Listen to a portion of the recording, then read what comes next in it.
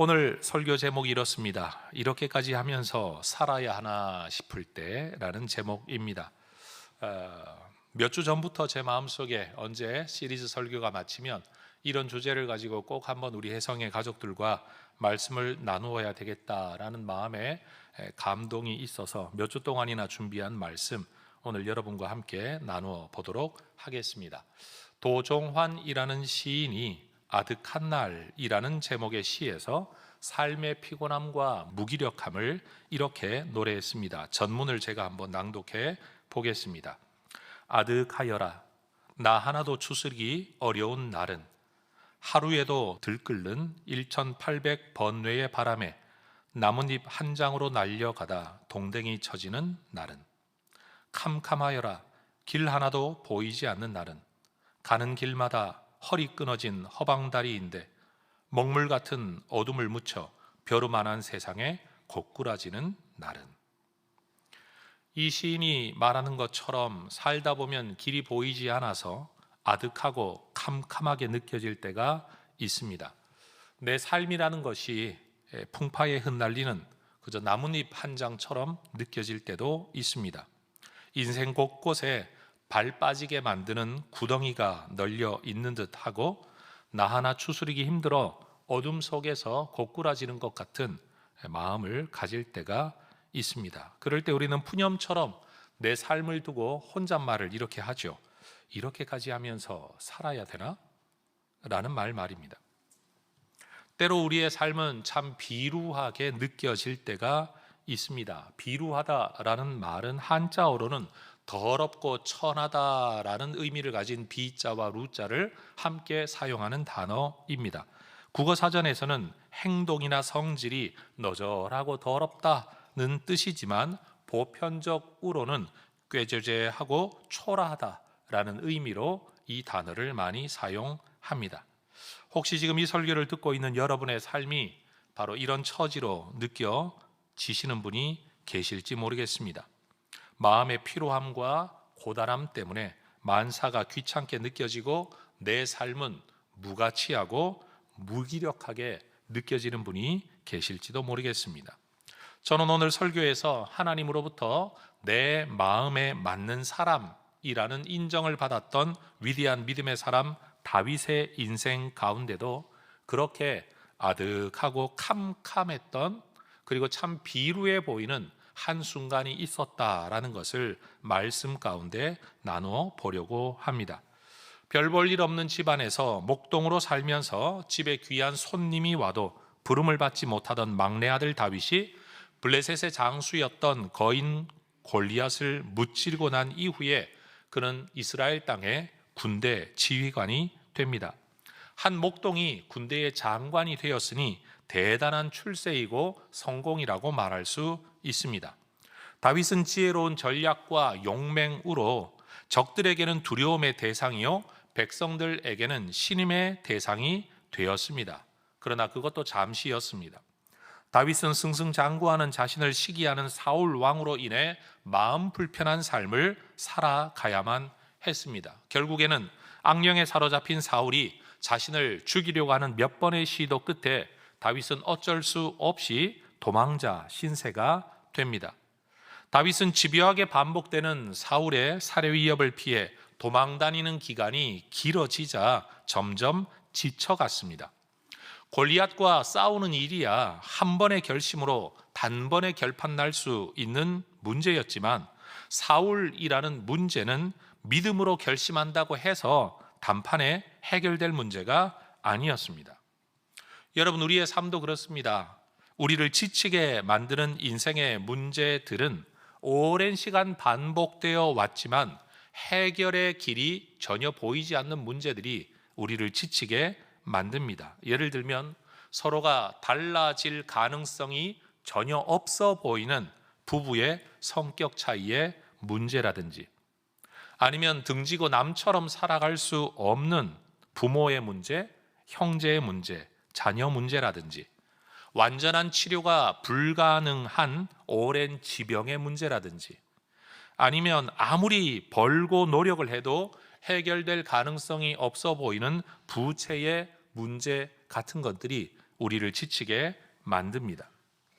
자기 결심으로 어떻게 해결할 수 없는 문제, 그렇다고 포기하고 주저앉아 있을 수도 없는 상황 앞에서 다윗은 두려움에 빠집니다. 이런 다윗이 그 두려움을 극복해 보려고 이제까지와는 다른 방법으로 뭔가 선택을 합니다. 그것은 이스라엘 땅 안에서는 사울의 추격을 피할 수 없다고 생각을 하고 국경을 넘어 블레셋 땅으로 들어가는 것이었죠. 그 블레셋 족속들 가운데 한 도시였던 가드라는 곳, 아기스라는 왕이 통치하고 있는 곳으로 망명을 들어간 겁니다. 그런데 블레셋 사람들은 골리앗을 무찔렀던 다윗을 너무나도 분명하게 기억하고 있었습니다. 골리앗 자체가 블레셋 사람인데 가드 출신이었어요. 우리 동네, 우리 도시 출신의 장수를 무너뜨린 그 상대방을 이들은 다 기억하고 있었던 겁니다. 더군다나 11절의 말씀을 보면 이 아기스의 신하, 부하들은 이 다윗을 일컬어 이스라엘의 왕이라고 지칭합니다. 사실 실질적인 왕은 사울입니다. 그런데도 그의 영향력이나 인지도나 특별히 하나님이 그에게 기름을 부으셨다는 소문까지 이들은 이미 다 알고 있었던 겁니다. 다윗이 가드로 피해온 자신의 판단이 잘못이라는 것을 깨달았을 때는 이미 목숨이 오고 가는 위기 상황이었습니다. 사울을 두려워해 가드로 피해온 다윗이 이제는 가드의 아기스 왕을 두려워합니다. 10절에서는 사울이 두려웠다라고 성경이 기록하는데 12절에서는 아기스가 두려웠다. 두려움과 두려움의 연속인 겁니다. 이스라엘 땅에서는 다윗의 목숨이 사울의 손에 달려 있었는데 이제 가드 땅에서는 다윗의 목숨이 아기스의 손에 달려 있는 겁니다. 여러분, 다윗이 두려움을 피해보려고 내린 결정이 두려움을 피하게 만든 게 아니라 또 다른 두려움 속으로 그를 이끌어 들어간 겁니다. 이때 다윗은 미친 사람 흉내를 내기 시작합니다. 침을 질질 흘리며 대문짝에 알 수 없는 낙서를 하는 겁니다.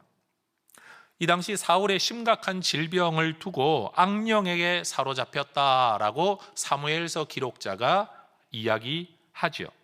이 시대에는 미친 사람은 귀신에 사로잡힌 사람이라고 해석을 했었던 시대이기 때문에 여러분, 미친 사람을 해코지하면 그 미친 사람을 사로잡고 있던 귀신이 나에게 달려들어 나를 해코지한다 라는 인식을 가지고 있어서 미친 사람은 죽이기를 꺼려했던 그 시대의 문화가 있었다고 합니다. 그래서 아기스는 다윗을 죽이지 않고 내어 쫓아 버립니다.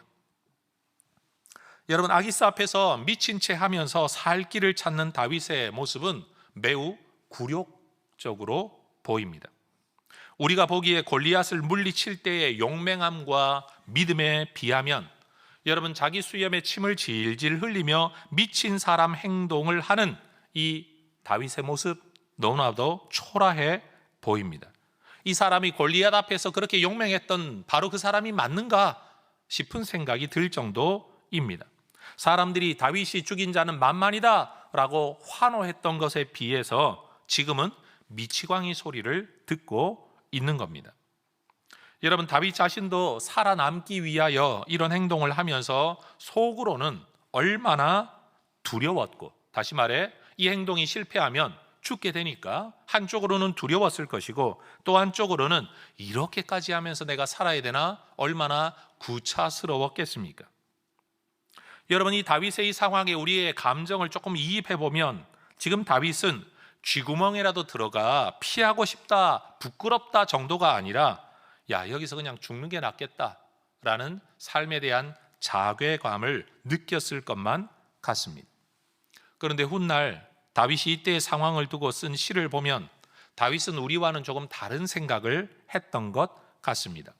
시편 34편에는 이런 부제목이 달려 있습니다. 다윗이 아비멜렉 앞에서 미친 채 하다가 쫓겨나서 지은 시. 아니, 아기스 왕이라 그랬는데 왜 갑자기 아비멜렉이냐? 아비멜렉이라는 단어는 아비는 아버지라는 뜻이고요, 멜렉은 왕이라는 뜻입니다.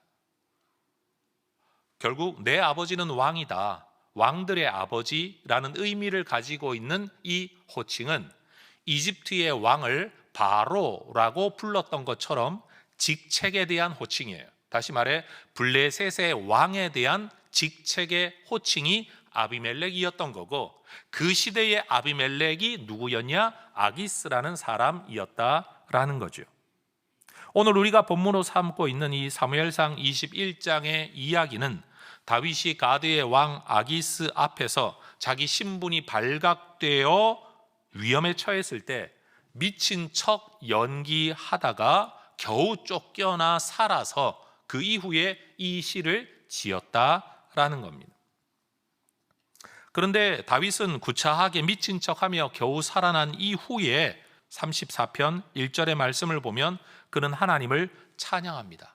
내가 여호와를 송축한데 항상 송축한다.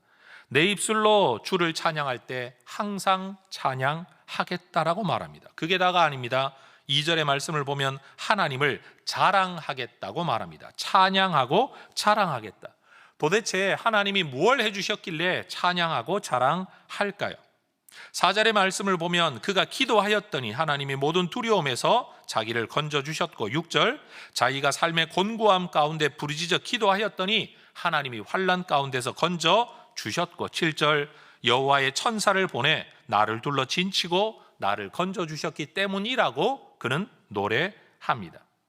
다시 말해 제3자의 역사 기록이었던 사무엘서, 여러분 이건 다윗이 기록한 책이 아닙니다. 제3자 역사 기록가가 다윗의 이야기를 기록한 겁니다. 그때는 다윗의 행동만 알 수 있을 뿐입니다. 그런데 다윗이 자기의 그때 마음을 기록하는 시편에서 4절과 6절의 말씀을 보면 그는 단순히 행동만 한 것이 아니라 자기의 속으로는 간절한 부르짖음의 기도를 하고 있었다는 겁니다. 여러분 언젠가 시간이 흘러 정명호 목사에 대한 역사 기록을 해성교회 성도들이 할 때가 오리라고 생각합니다. 안 하려고 마음먹고 계셨는지 모르겠지만 언젠가는 하게 되겠죠. 그러면 그분들은 분명 제가 했던 행동만을 기록하게 될 겁니다. 그런데 이런 일이 있는 동안에 만약 제가 일기를 쓴다고 한다면 저는 행동이 아니라 이 일을 하는 중에 있었던 제 마음을 쓰게 될 겁니다. 정확한 역사인식을 가지려면 제3자가 보는 행위와 함께 그 일을 했을 때 내 속마음이 어떠했던가, 이 두 가지를 함께 볼 때 비로소 그 상황을 가장 정확하게 이해할 수 있게 될 겁니다. 지금 다윗이 그러해요. 사무엘서는 그가 살아남기 위하여 미친 척했다라는 내용만 기록하고 있지만 다윗은 그때 자기 마음이 어떠했는가를, 그때 내가 속마음으로 무엇을 하고 있었는가를 본문 가운데, 시편 가운데 남겨두고 있는 거죠. 다윗은 자신이 살아난 것은 미친 척하는 연기력 때문이 아니라 하나님의 은혜 때문이라고, 내 부르짖음의 기도에 대한 응답이라고 이야기하고 있습니다. 다윗은 무능력하고 무기력한 삶의 자리, 구차한 인생의 자리에서 은혜를 베푸시는 위대한 하나님을 함께 찬양하자라고, 나도 이런 삶의 구차함을 지나왔노라고 3절에서 이야기하죠. 나와 함께 여호와를 광대하시다며 함께 그 이름을 높입시다. 여러분은 지금 인생에 어떤 때를 보내고 계십니까? 답답하고 두려운 때를 지나고 계신다면 이 힘겨운 삶을 살아가고 있는 우리에게 다윗이 초청하는 이 목소리를 여러분도 들으실 수 있기를 소망합니다. 특별히 34편 17, 18, 19절 여러분과 함께 읽어보기를 원합니다. 시작. 의인이 부르짖음에 여호와께서 들으시고 그들의 모든 환난에서 건지셨도다. 여호와는 마음이 상한 자를 가까이 하시고 충심으로 통회하는 자를 구원하시는도다. 의인은 고난이 많으나 여호와께서 그의 모든 고난에서 건지시는도다. 그는 하나님이 우리의 모든 삶의 구차함 속에서, 비루함 속에서도 기도하고 부르짖을 때 우리를 건지시고 구원하신다라고 믿고 있었고, 자기의 삶의 이야기를 들어 이 이야기를 우리에게 말하고 있는 겁니다. 특별히 시편 34편 2절의 말씀을 보면 다윗은 삶에 찌들어 있는 곤고한 사람들이 자신의 이야기를 듣고 기쁨을 얻게 될 거라고 이야기합니다. 곤고한 자들이 이를 듣고 기뻐하리로다. 여러분, 단순히 시편의 이야기만이 아니라 사무엘서에 기록되어 있는 이 두 가지 이야기를 함께 듣게 될 때 사람들이, 어떤 사람들, 곤고한 사람들이 이를 듣고 기뻐하게 될 거다라고 믿었습니다. 여러분, 만약 보편적인 사람이라면 내 삶에 좀 부끄러운 이야기는 역사에서 지워버리고 싶지 않겠습니까? 이런 이야기는 다른 사람들이 좀 몰랐으면 좋겠다 생각하지 않겠습니까? 그런데 다윗은 오히려 다르게 말합니다. 이런 나의 구차한 이야기, 비루한 이야기조차도 누군가에게는 힘이 될 거다, 기쁨이 될 거다. 특별히 누구? 곤고한 사람들에게 기쁨이 될 거다라는 겁니다. 그렇습니다, 여러분. 사람들은 남이 잘된 이야기를 부러워하기는 하지만 기뻐하지는 않습니다. 잘됐네, 좋겠네, 나도 그랬으면 좋겠다라고는 하지만 그게 내 기쁨이 되지 않을 때가 많습니다. 그게 사람 마음입니다. 오히려 남들 잘된 이야기를 자꾸 듣다가 보면 나중에는 마음속으로 그럼 난 뭐야? 라는 생각이 드는 게 우리 인간입니다. 그런데 놀라운 건요, 남들 힘든 이야기를 듣는데 위로가 된다는 거예요. 저렇게 잘난 사람도 힘들다고? 저런 사람도? 라는 생각이 든다라는 겁니다. 제가 어느 정도 목회 연차가 차고 났을 때 목회자들을 대상으로 하는 세미나에 강사로 설 기회가 어느 순간부터인가 갑자기 많아지는 때가 있었습니다. 전 하나님께서 그냥 은혜로 주시는 기회인 줄 알고 그런 기회가 오면 저는 목소리 높여서 못한 일들보다는 이왕이면 잘한 일들, 안 된 일들보다는 이왕이면 잘된 일들을 말하려고 노력했습니다. 그건 굳이 제가 남 앞에서 나를 자랑하고 드러내려고 그런 말을 했던 건 아닙니다. 아니, 해봐도 안 되더라는 이야기를 누가 듣고 싶어 하겠나라고 생각하면서 이왕이면 이렇게 하니까 되더라는 이야기를 듣는 게 남한테 도움이 되지 않겠는가라는 생각 때문이었죠. 목회 현장, 내 현장, 나는 이런 문제를 가지고 있었는데 이렇게 애써 보니까 이런 돌파가 일어나고 이런 일이 일어나더라. 같이 한번 힘내보자 라고 말하는 게 저는 목회자들을 이렇게 세우는 방법인 줄 알았다는 거죠. 그런데 여러분, 그렇게 이어지는 상당히 많은 세미나의 기간 또는 기회 가운데 제 강의와 설교에 대한 피드백이 들려오는데 그건 제가 기대했던 것과는 완전히 딴판이었습니다. 저한테 대놓고 그렇게 말하진 않지만 강의를 마치고 세미나를 마치고 설교를 마치고 이것도 한 번이 아니라 두 번, 세 번, 여러분 십수번의 기회가 이어지고 난 뒤에 제 귀에 가장 많이 들리는 이야기는 이런 이야기들이었어요. 너 정도 능력이 되니까 하지 나는 못한다. 니네 교회 정도 사이즈가 되니까 하지 나는 못한다. 니네 교회는 사람도 있고 건물도 있고 돈도 있고 그러니까 하지 우리는 아무것도 없어서 못한다. 한마디로 그래 너 잘났다. 이런 반응이었어요.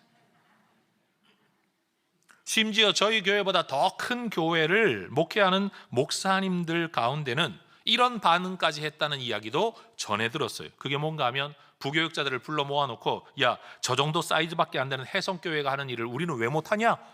그리고 오히려 부교육자들을 다그치는 일도 있었다라는 소문까지 전해 들었어요. 전 이게 제가 의도한 것과는 너무 달라서 이 상황이 이해가 되지 않았어요. 그리고 한동안은 이런 일들이 제 마음을 상하게 만들어서 여러분, 한동안 제가 목회자 세미나는 아예 다 거절을 해버리고 그런 기회를 나가지 않은 때가 있었습니다. 요즘도 제가 목회자 세미나는 잘 안 가려고 하는 자리 가운데 하나인데 그래도 목회자들에게 말할 기회가 생기면 요즘은 제가 말의 논조나 주제를 조금 달리합니다. 너무 힘들어요. 뭘 해도 잘 안 됩니다. 된 것보다 안 된 게 훨씬 많습니다. 이걸 했는데도 안 되고 저걸 했는데도 안 되고 안 되는 일이 많아서 의욕이 없습니다. 더러워서 못 해먹겠습니다. 성도들도 힘들고 부교육자들 때문에는 속을 썩어 문드러지겠습니다. 여러분, 이런 이야기를 하면 희한하게도요, 은혜 받고 힘이 된다는 피드백을 받고 있어요. 그런데 저도 알고 그분들도 아는 게 하나가 있습니다. 제가 아무리 힘들다고 말한다고 해서 해성교회가 그동안 이루어온 사역이 없어지는 건 아닙니다. 제가 죽겠습니다 교육 정말 안 됩니다라고 말을 해도 15년 동안이나 대안학교를 운영해온 사실 자체가 없어지는 건 아닙니다. 폐원하자라고 몇 번 이야기 나왔던 유치원, 여러분, 스스로 운영될 수 없을 만한 재정난에 허덕이고 있는 유치원을 어떻게든 나는 교육을 하겠다라고 끌고 가고 있는 이 현실 자체가 없어지는 건 아닙니다. 제가 해왔던 설교가 없어지는 게 아니고 언더우드 건축 같은 이런 이야기들이 없어지는 게 아닙니다. 내가 힘들다라고 말한다고 해서 사실이 없어지는 건 아니라는 겁니다.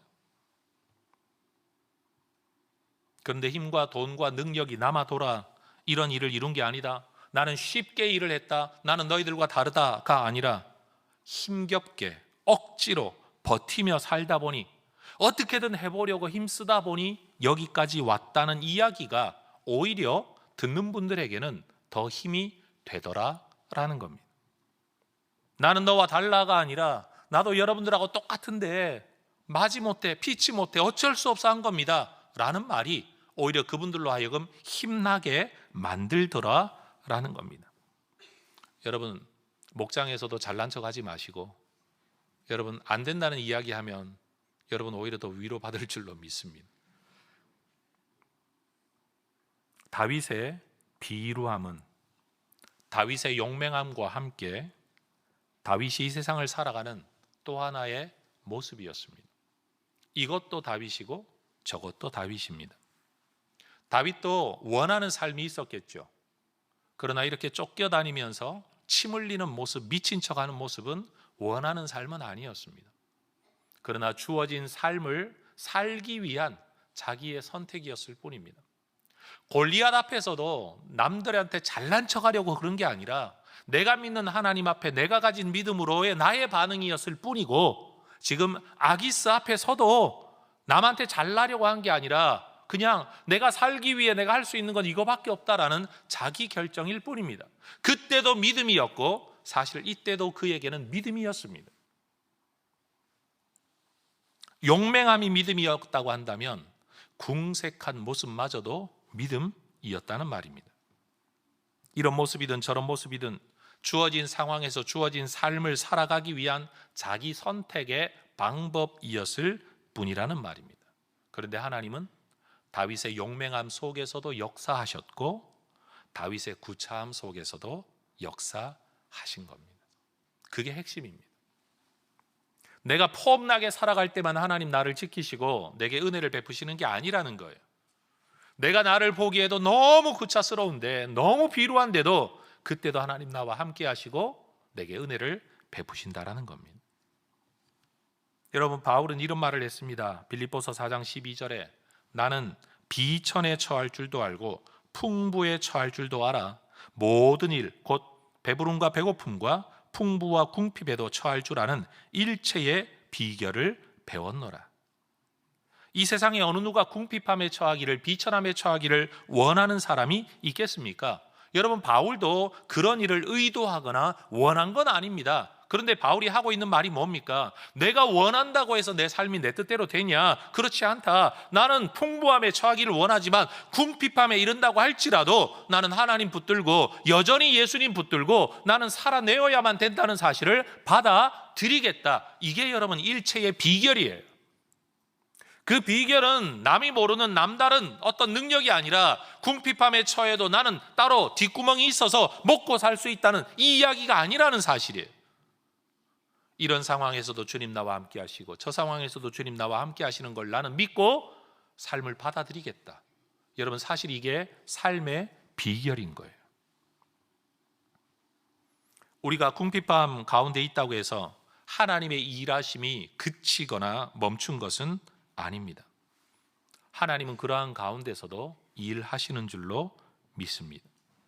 우리 그리스도인들은 궁핍함과 비천함과 비루함을 원하지는 않습니다. 그러나 그 속에서도 우리 하나님이 일하신다는 것을 믿는 사람들입니다. 그래서 고린도후서 12장 10절에서 바울은 또 말합니다. 그러므로 내가 그리스도를 위하여 약한 것들과 능력과 궁핍과 박해와 곤고를 기뻐하노니 이는 내가 약한 그때의 강함이니라. 여러분, 기뻐한다는 말이 너무 해피하다, 즐겁다 이 말 아닙니다. 그것도 받아들이겠다. 여기서 아주 중요한 신앙의 통찰이 하나 생기죠. 다윗이 기름 부음을 받고 골리앗을 물리친 이후로 승승장구하는 상황에서도 하나님은 다윗과 함께 하셨지만, 다윗이 억울한 누명을 쓰고 사울에게 쫓겨 도망자로 살아갈 때도 하나님은 다윗과 함께 하신 줄 믿습니다. 이거 너무너무 중요한 거예요. 다윗이 승승장구하는 삶이 다윗의 능력이나 믿음 때문이 아니라 하나님의 은혜와 섭리 때문이었던 것처럼, 다윗이 지금 사울에게 쫓겨다니거나 심지어 미친 척하면서 겨우 목숨을 부지하는 이 속에서도 하나님은 그와 함께하고 계셨고 그의 삶을 위한 계획을 실행하고 계셨고 하나님의 때를 기다리고 계시며 은혜를 베풀고 계셨음을 믿습니다. 다윗은 그것을 믿었던 거죠. 나와 함께 하나님을 광대하시다며 우리 하나님을 찬양하세. 어떤 상황에서요? 그 비루한 상황에서요. 사람들이 절망하고 낙심하며 조롱할 만한 그 상황 속에서도 그런 하나님을 찬양하는 겁니다. 시로 설교를 시작했으니 시로 설교를 마무리하려고 합니다. 같은 시인 도종환 시인이 우리 대중들에게 좀 더 알려져 있는 제목의 시를 하나 썼죠. 흔들리며 피는 꽃이라는 제목의 시입니다. 전문 제가 읽어보겠습니다. 흔들리지 않고 피는 꽃이 어디 있으랴. 이 세상 그 어떤 아름다운 꽃들도 다 흔들리면서 피었나니, 흔들리면서 줄기를 곧게 세웠나니, 흔들리지 않고 가는 사랑이 어디 있으랴. 젖지 않고 피는 꽃이 어디 있으랴. 이 세상 그 어떤 빛나는 꽃들도 다 젖으며 피었나니, 바람과 비에 젖으며 꽃잎 따뜻하게 피웠나니, 젖지 않고 가는 삶이 어디 있으랴. 여러분, 예수 믿고 사는 사람들 가운데 흔들리지 않는 사람 누가 있을까요? 그 인생이 참 철양 맞다 생각해보지 않은 사람이 누가 있을까요? 여러분, 다윗의 인생 얼마나 굴곡집니까? 요셉은 또 어떠합니까? 욥은 어떠합니까? 바울은 어떠합니까? 여러분, 신앙의 인물 가운데 여러분, 우리가 흔히 말하는 고속도로만 달린 사람이 세상에 어디 있습니까? 그런데도 그들은 그 삶을 살아냅니다. 이렇게까지 하면서 살아야 되나? 가 아니라 이때도 주님 나와 함께 하신다. 풍부와 궁핍 그 모든 곳에서도 함께 하시는 하나님을 여러분 받아들이고 믿으실 수 있기를 축복합니다. 내가 볼 때 너무 하찮아 보이는 이 상황, 여러분 여기도 주님 함께 하시는 줄로 믿습니다. 여러분, 저는 해성교회에서 언더우드 기념관 짓고 나면 자리가 다 찰 줄 알았어요. 왜냐하면 저 꼭대기에 있는 교회 자리가 불편하고 주차장 없고 여러분 건물 오래되어 가지고 안 오는 줄 알고 건물 지으면 많이 올 줄 알았는데 도무지 안 차요. 뜻대로 안 돼요. 여기서 사업하시는 분들 아마 생각하시겠죠. 여러분 계획대로라 하면 여러분 이미 대기업을 이루셨을 거예요. 근데 뜻대로 안 되시죠. 목회도 뜻대로 안 돼요. 그런데 여러분, 저만 그럴까요? 아마 더 작은 교회를 목회하는 목사님들은 저를 볼 때마다 아마 부러워하실걸요.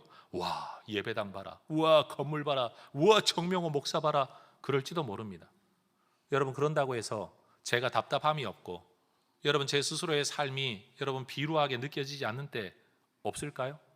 이 말이 이상하네. 비루하게 느껴지는 때가 없을까요? 다 있습니다. 모든 사람들이 참 뜻대로 되지 않고 마음대로 되지 않고 내가 생각한 만큼 멋지게 살지 못하는 모습들을 우리 모두가 경험합니다. 오늘 이 자리에 있는 우리 혜성의 가족들, 인생을 살아가다가 흔들릴 때가 있고 젖을 때가 있고 구덩이 빠질 때가 있고 사방천지가 다 구덩이처럼 나를 자꾸만 삐끗삐끗하게 만드는 상황일 때도 있고, 심지어 내가 선택한 이 선택이 너무 철양 맞아 보이고 신앙 없는 것처럼 보이고 너무 비겁해 보이는 때가 있을지라도 여러분 기억하십시오. 그때도 주님이 나와 함께 하신다. 내 탄식을 듣고 계시고 내 기도를 듣고 계신다. 네가 물맷돌 하나 들고 나설 때도 주님 너와 함께 하셔 너를 구원하셨지만, 네가 침 질질 흘리면서 기도할 때도 하나님 너를 구원하신다. 여러분, 우리 하나님은 우리를 사랑하시는 주님이신 줄로 믿습니다. 여러분의 삶이 여러분 보기에 너무 처절해 보이고 찌질해 보이고 구차해 보일지라도 여러분 주님 붙들고 잘 살아내시기를 축복합니다. 주님은 그런 우리를 비웃지 않으시고 우리와 함께 하시고 우리의 기도를 들으시고 우리를 향한 당신의 계획을 이루어가고 계신 줄로 믿습니다. 기도하겠습니다.